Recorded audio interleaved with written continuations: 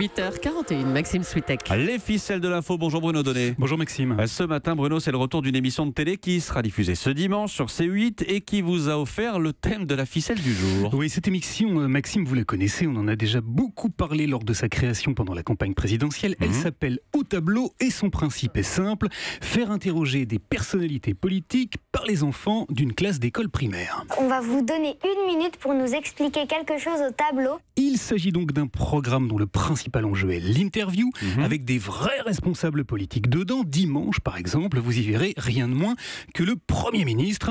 Bonjour Édouard Philippe. Mais c'est une émission d'entretien politique sans journaliste politique. Et ça, c'est une ficelle extrêmement intéressante à décortiquer parce que c'est l'une des très rares ficelles qui se tient par les deux bouts.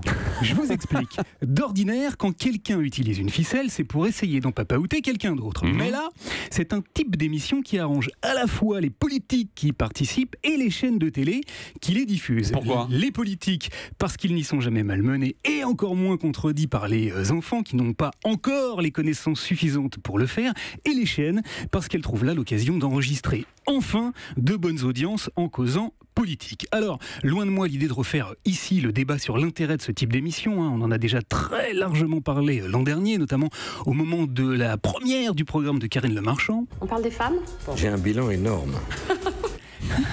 Non, si j'ai choisi de vous en parler ce matin, c'est parce que jusqu'ici, la grande difficulté, c'était de réussir à démontrer qu'il s'agit bien d'une ficelle extrêmement confortable pour les politiques, sans toutefois être condescendant à l'égard des enfants et sans prêter des intentions manœuvrières à nos élus. Et alors Bruno, il y a du nouveau, vous avez enfin réussi à établir formellement cette conclusion délicate ? Eh bien oui Maxime, mais presque malgré moi. En fait, la lumière m'est arrivée mardi soir, alors que je regardais sur France 5 une émission que vous connaissez bien, C'est à vous. Car, figurez-vous, que j'y ai vu l'un des enfants qui participe au programme de C8, il s'appelle Noah, il était venu pour faire de la promo et quelqu'un a eu la très bonne idée de lui demander quel souvenir il avait conservé de la toute première édition de l'émission et plus particulièrement du passage de Jean-Luc Mélenchon. Et devinez un peu ce que ce garçon a répondu. Vraiment, il pensait qu'on n'était pas dangereux en quelque sorte, qu'on comprenait rien à la politique. Il pensait qu'on n'était pas dangereux, qu'il a dit. Eh oui, vous voyez Maxime, même en matière de ficelle, la vérité sort toujours de la bouche des enfants. Il y a des choses immuables. Merci, c'était donc la ficelle du jour, la ficelle de l'info avec Bruno Donnet. Merci Bruno.